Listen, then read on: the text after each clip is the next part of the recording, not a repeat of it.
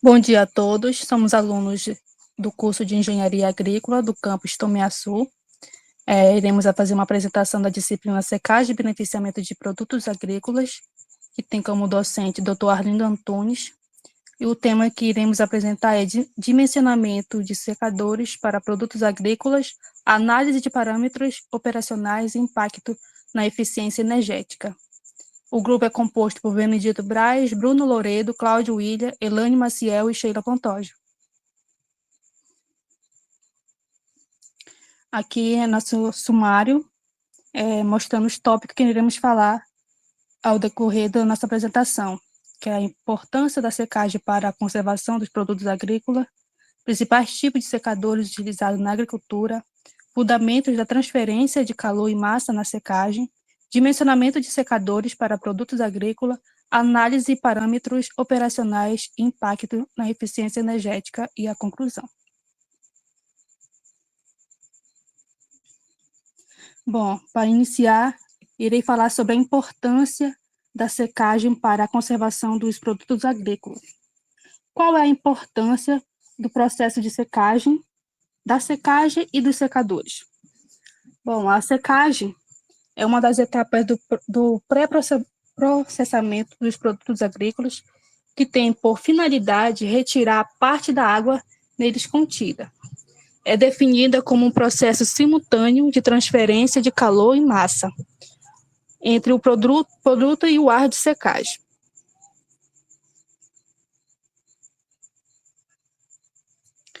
No setor da armazenagem de grãos, a secagem adequada desempenha um papel crucial para garantir a qualidade, segurança e rentabilidade dos produtos. A correta secagem dos grãos torna-se essencial para evitar a deterioração, minimizar as perdas pós-colheita e preservar as características nutricionais e comerciais dos grãos. Nesse contexto, as unidades de armazenamento desempenham um papel fundamental na aplicação de técnicas de secagem e eficiência. A secagem é um primeiro procedimento feito na safra exatamente para baixar a umidade dos grãos a um nível em que eles possam ser armazenados. Essa etapa exige cuidado por parte de quem realiza, porque a pressão do vapor do ar aplicado deve ser menor que a pressão do grão. Outros fatores, como velocidade, tempo de secagem, são definidos a partir do tamanho, umidade e teor da umidade dos grãos.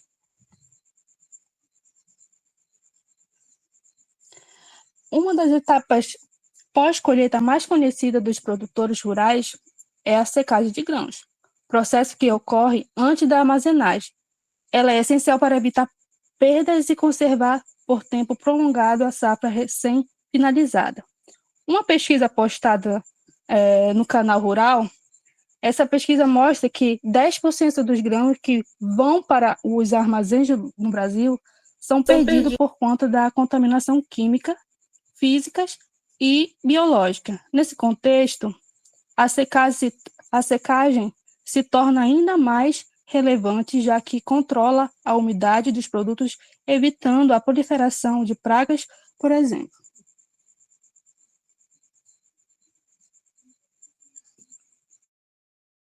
Bom dia, me chamo Cláudio William e eu irei falar alguns dos principais tipos de secadores utilizados na agricultura.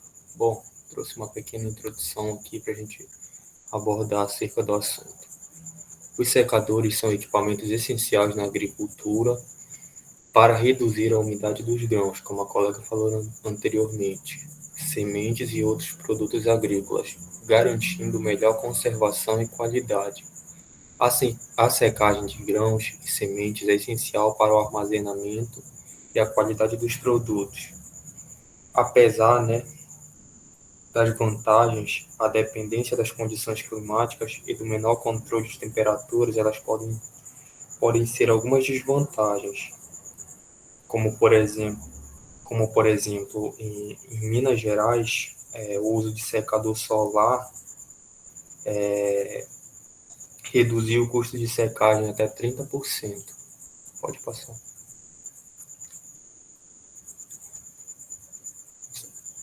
Secadores solares. Energia solar. Utiliza energia solar para o aquecimento do ar. E a gente tem dois tipos, diretos, que é, ou seja, eles têm exposição direta, né, com o sol, e os indiretos, os coletores, que é onde eles armazenam a energia solar em uma bateria e posteriormente aquecem o ar para fazer o processo de secagem.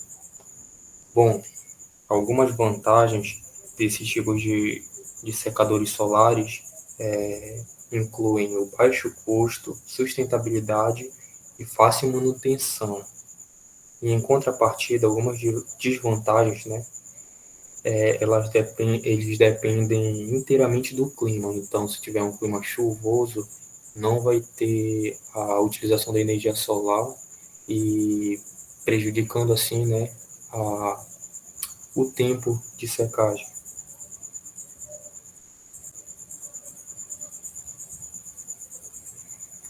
Bom, temos os secadores de leito fluidizado também, que eles utilizam o ar aquecido e mantém, né, os grãos de suspensão. Ele tem uma secagem rápida e uniforme e controle preciso de temperatura. Algumas vantagens desses secadores é que ele tem alta eficiência na secagem, tem uma secagem uniforme e ele é bem flexível também. E algumas desvantagens incluem o custo elevado, a necessidade de controle preciso, né, e a perda de material, porque no processo de secagem eles acabam soltando partes até do secador mesmo, ou então muito acúmulo de poeira.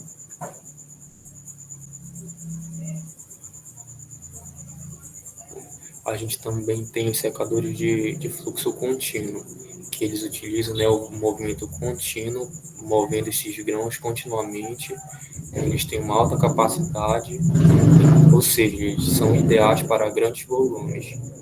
Eles têm uma operação contínua, com um bom controle de secagem, e algumas dessas vantagens são o processo contínuo, como eu tinha falado, controle de temperatura, ele é versátil e rápido. E as desvantagens são que ele demanda um consumo energético alto, um custo inicial elevado e um custo elevado com manutenção também.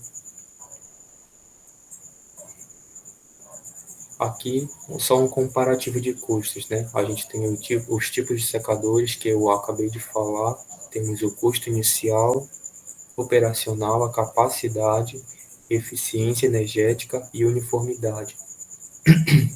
Como tinha falado anteriormente, os secadores solares, né? Eles têm baixo custo de inicial, tem um custo operacional baixo, uma capacidade baixa, uma eficiência energética alta e uma baixa uniformidade. E o fluidizado ele tem um custo inicial alto, custo operacional alto, capacidade média, uma eficiência energética baixa e uma uniformidade alta. E o contínuo, com custo inicial alto, custo operacional médio, capacidade alta, eficiência energética média e uniformidade média. Então, na escolha desses secadores, ela depende muito do tipo de grão, do volume, do orçamento e principalmente do clima. Bom dia a vocês. Fundamentos da transferência de calor e massa na secagem. A transferência de calor e massa ela é crucial no processo de secagem, que é amplamente utilizado em diversas indústrias como a alimentícia, farmacêutica e química. Um exemplo prático, pense na secagem de grãos, como arroz ou milho. O ar quente, ou seja, a transferência de calor, aquece os grãos e evapora a água. Esse vapor é levado embora por um fluxo constante de ar, transferência de massa. Isso reduz a umidade de grãos, permitindo que eles sejam armazenados sem risco de apodrecer. Outro exemplo prático é a secagem do café. É muito comum na agricultura brasileira. Após a colheita, os grãos de café contêm uma quantidade significativa de umidade, que precisa ser removida para preservar sua qualidade e evitar que estrague. E aí eu pergunto para vocês, como é que funciona, né, a secagem do café? Primeiramente, através da transferência de calor. O calor ele é aplicado aos grãos de café para vaporizar a água presente neles. Em secadores mecânicos, o calor vem do ar aquecido que circula entre os grãos. Em secagem natural, o calor do sol desempenha esse papel. Depois, a transferência de massa. Após a vaporização da água, o vapor precisa ser retirado do ambiente. Isso acontece graças ao fluxo de ar que remove o vapor da superfície dos grãos e mantém a taxa de secagem. Em seguida, por último, né, a estágio de secagem. Primeiro, a umidade é superficial e evapora rapidamente, taxa constante. Depois, a água das camadas internas dos grãos migra para a superfície e evapora mais lentamente, taxa decrescente. Pode passar. Como vocês podem observar, né, a transferência de calor ela vai ocorrer através desse processo. Né, a transferência de calor na secagem pode ocorrer de três maneiras principais. A primeira é por condução, a segunda por convecção e a terceira por radiação. O calor por condução, nesse caso, ele é transferido, né, através do contato direto entre as moléculas. Por exemplo, ao aquecer um sólido, o calor se propaga internamente. Pela convecção, o calor ele é transferido pelo movimento de fluidos. No caso da secagem, isso pode acontecer quando o ar quente é soprado sobre um material úmido, removendo a umidade. E, por último, radiação. O calor ele é transferido por meio de ondas eletromagnéticas. Uma fonte de calor irradia energia que é absorvida pelo material, aumentando sua temperatura. Pode passar. A transferência de massa. É muito importante também no processo da secagem a gente falar sobre a transferência de massa. Né? A transferência de massa envolve o movimento de substâncias de uma região para outra. No caso da secagem, isso geralmente se refere à remoção da umidade de um material. Os principais mecanismos de transferência de massa na secagem incluem a difusão, que é o movimento de moléculas de água no interior para a superfície do material, onde são evaporadas, e pela evaporação, a transformação da água líquida em vapor, que é então removida pelo ar que circula ao redor do material.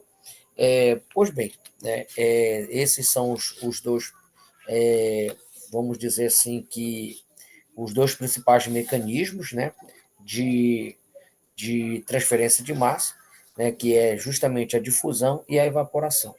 Pode passar. E aí nós vemos as etapas do processo de secagem. Né? O processo de secagem geralmente pode ser dividido em duas etapas principais.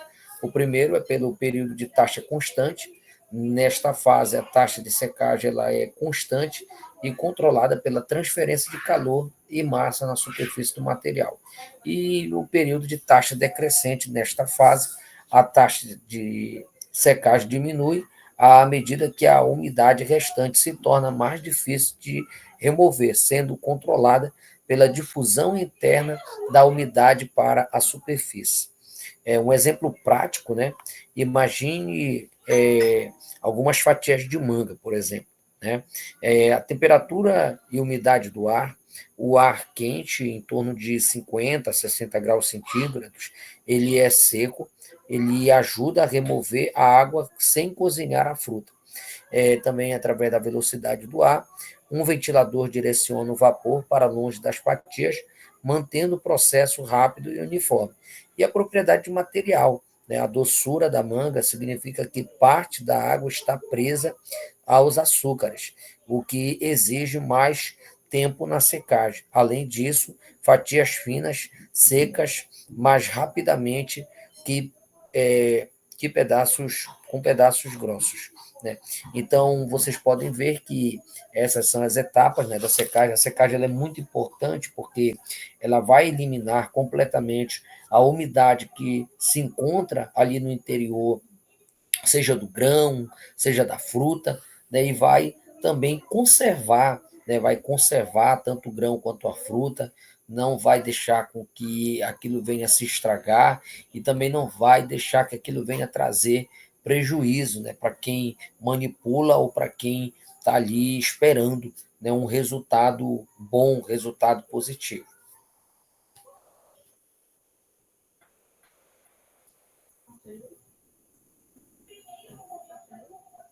E aí, por último, né, nós vemos aqui os fatores influenciadores, como já foi falado antes, né, sobre a temperatura, a umidade do ar, a velocidade do ar e a propriedade do material.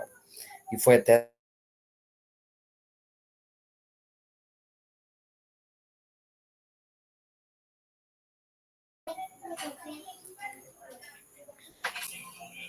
ok, colega, pode encerrar.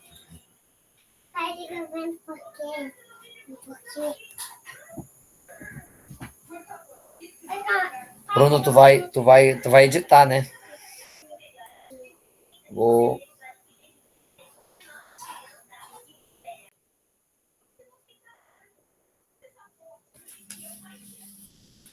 Daqui.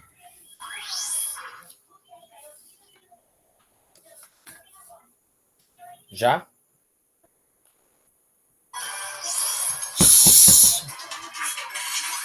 Vai para lá para a sala que eu estou gravando aqui. Ele vai lá para a sala, Zaf. Vai. Vai para lá. Eu já vou para lá contigo. Volta aí, Bruno, por favor.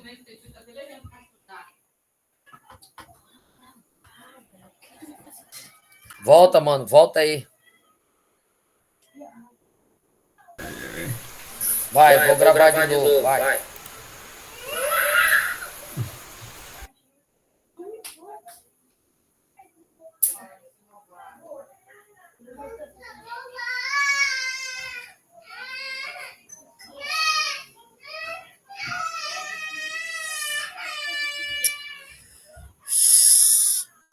Bruno, dá uma pausa aí, por favor.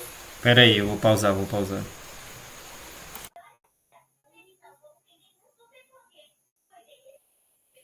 Bom, e por último, nós vamos falar sobre os fatores influenciadores, né? Vários fatores podem influenciar a eficiência do processo de secagem, como a temperatura e umidade do ar, o ar mais quente e seco pode aumentar a taxa de secagem, a velocidade do ar, um fluxo de ar mais rápido pode melhorar a remoção de umidade, e por último, propriedade do material, né? Que é a estrutura e composição do material afetam a transferência de calor e massa. Pode passar.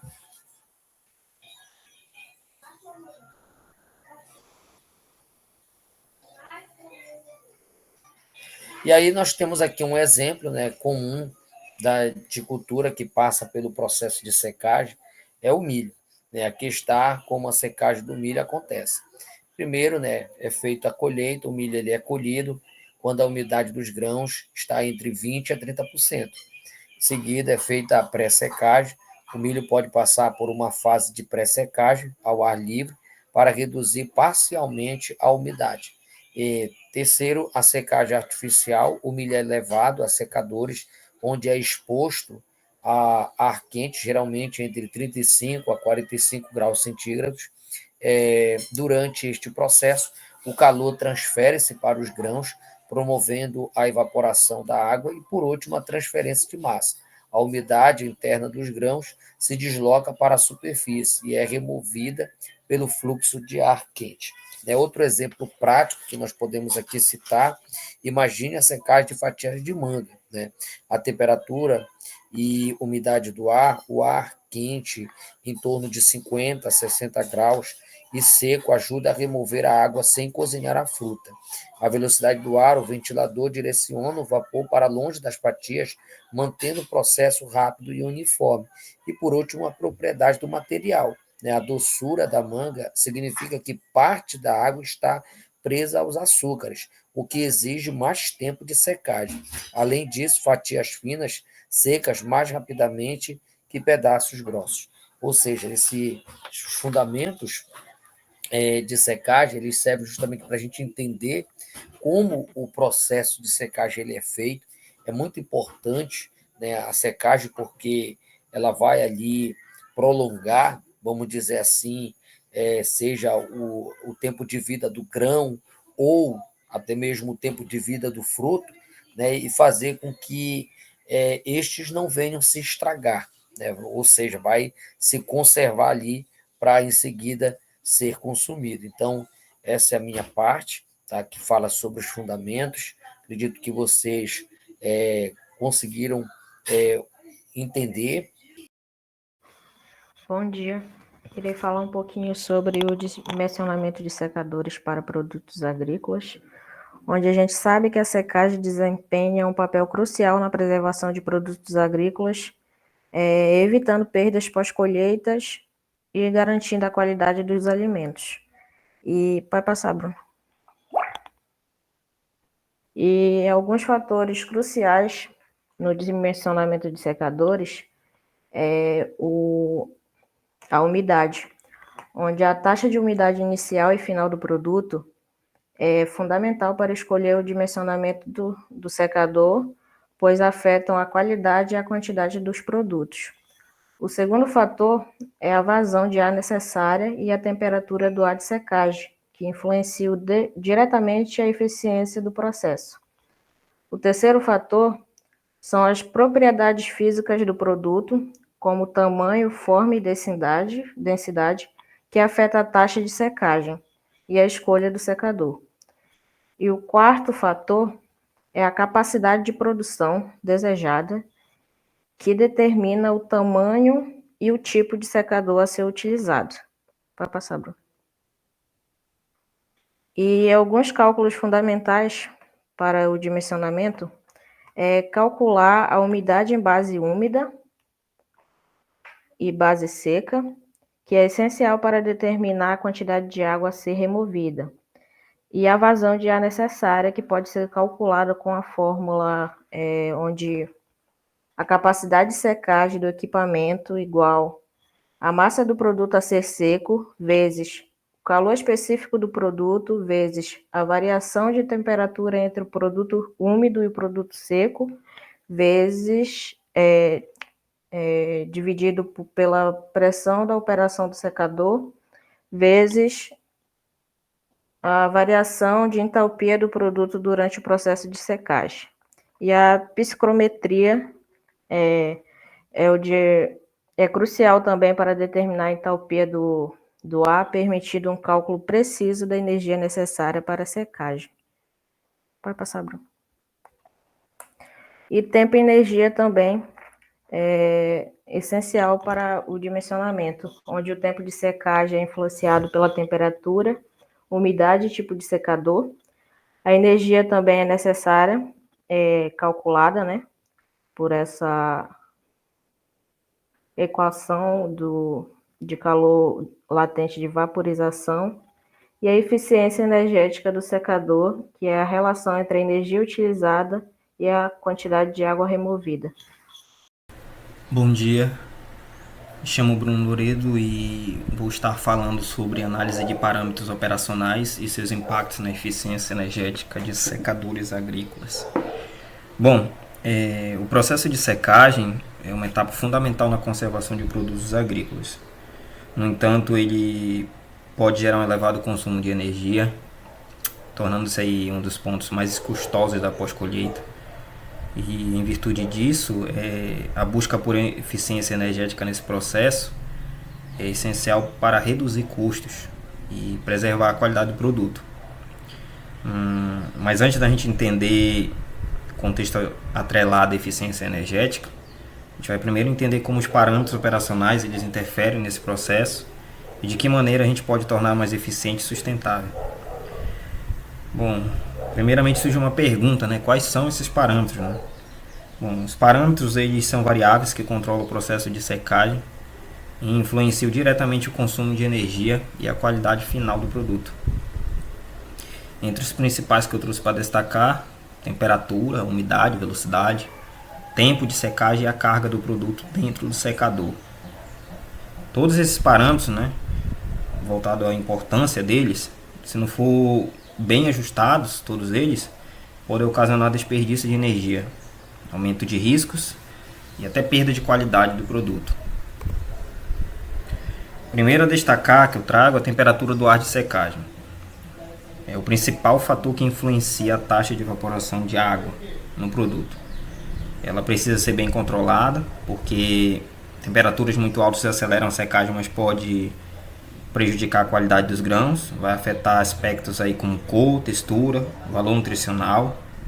Então existe um ponto ideal, onde cada produto vai ter uma faixa ideal de temperatura, né?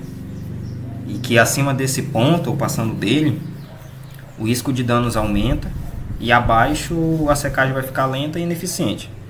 No gráfico a gente vê que o aumento de temperatura ele reduz o tempo de secagem, porém deve-se respeitar a faixa ideal para o produto em questão, para evitar comprometimento da qualidade.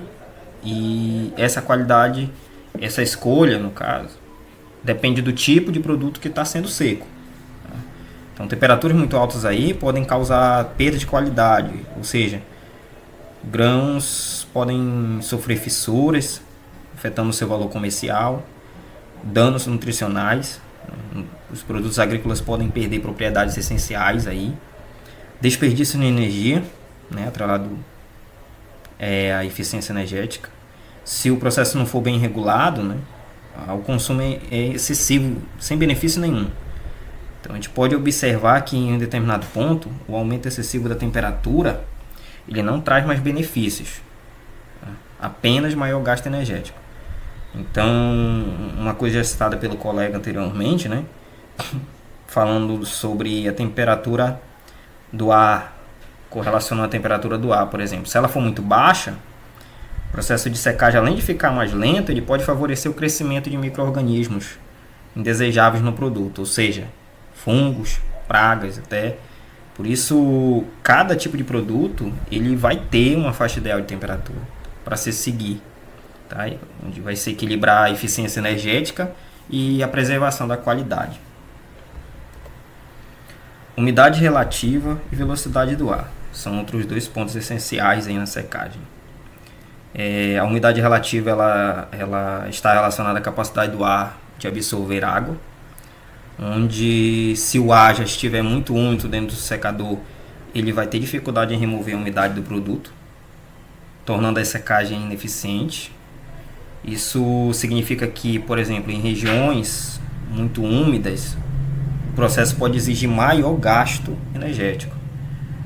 Falando da velocidade do ar, ela tem um papel fundamental. Qual o papel? Na renovação da camada de ar ao redor do produto. Se o fluxo de ar ele for muito baixo, a umidade removida ficará anulada ao redor do grão. Vai retardar o processo de secagem. Se for muito alta, pode haver um aumento do consumo energético sem ganhos significativos na secagem. Então, o ideal é encontrar um equilíbrio entre esses fatores para garantir eficiência energética. Para efeito de compreensão, né, temos uma analogia muito simples. Como quando a gente estende roupas no varal. Se o dia estiver muito úmido, a roupa demora mais para secar. Ela vai demorar mais para secar. E se não houver vento, a umidade vai ficar retida na roupa. Já se houver vento moderado, a secagem ela vai ser mais eficiente, pois o ar úmido ele é constantemente substituído por ar seco. Bom, na imagem que eu trouxe aí ao lado, a gente vê a dinâmica do fluxo de ar dentro do secador, como ela deve ocorrer. A gente pode perceber que quando há uma circulação eficiente, né, o ar quente remove a umidade de forma contínua e homogênea, otimizando o processo. Tempo de secagem e carga do produto. Bom, são outros fatores diretamente ligados à eficiência do secador. O tempo. Se o tempo for muito curto, a secagem pode ser incompleta. Vai deixar o produto com umidade acima do ideal, o que facilita a deterioração. Se for muito longo, há um gasto desnecessário de energia. O tempo de secagem ideal depende da temperatura, da velocidade do ar e da carga do produto. Então, quanto maior a carga dentro do secador, mais tempo pode ser necessário para remover a umidade de forma uniforme. A carga do produto dentro do secador ela precisa ser bem distribuída. Se a gente colocar muito produto ao mesmo tempo, a secagem vai ser desigual. Algumas partes secam antes e outras ficam com umidade retida. O ideal é que o produto esteja bem espalhado, garantindo que o fluxo de ar quente ele passe uniformemente por toda a carga. Isso significa que a regulagem correta desses fatores é essencial para evitar desperdícios, tá, gente? E manter a qualidade do produto. Isso é um erro comum. O erro comum é superlotar o secador na tentativa de aumentar a produtividade. Mas que, porém, isso pode levar a secagens desiguais, onde algumas partes do produto secam mais rápido que as outras. E isso é batata, prejudica a qualidade final.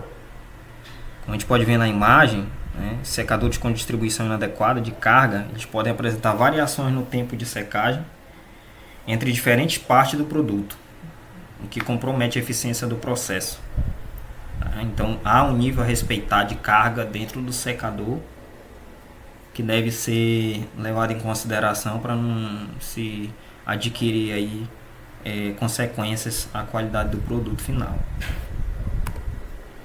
Entrando no conceito de eficiência energética, né,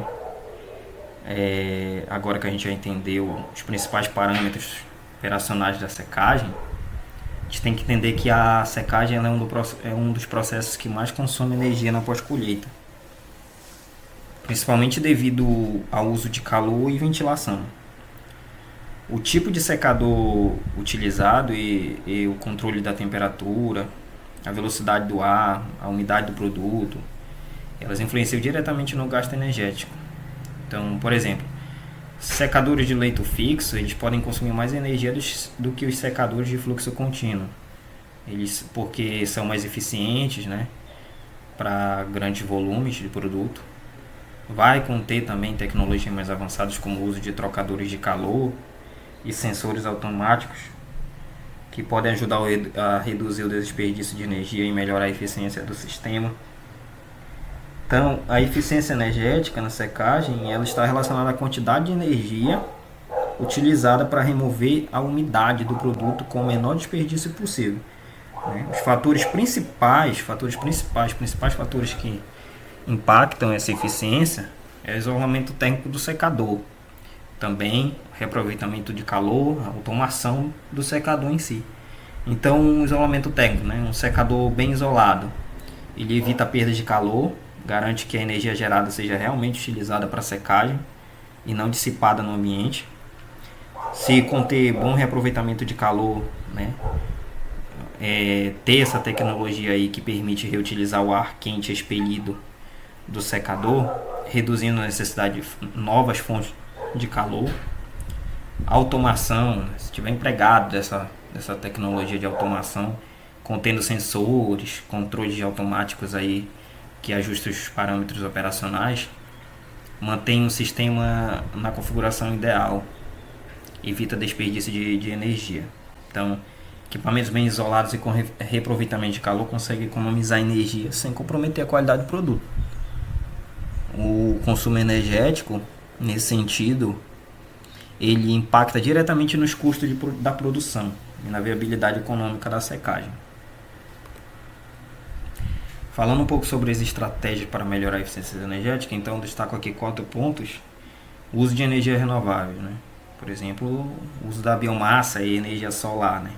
São alternativas viáveis para reduzir a dependência de combustíveis fósseis e diminuir os custos operacionais. O controle automático de temperatura e umidade. Sensores e sistemas automatizados, como já comentado, ajudam a manter o processo dentro dos parâmetros ideais, né? Evita o desperdício de energias, evita desconfiguração. Otimização da carga do produto. O quão é importante, né, ajustar corretamente a quantidade do produto no secador, porque evita que a energia seja desperdiçada em espaços vazios ou em secagens desuniformes, né, como consequência. Melhoria no isolamento térmico, quarto parâmetro. Reduz as perdas de calor e torna o sistema mais eficiente, né?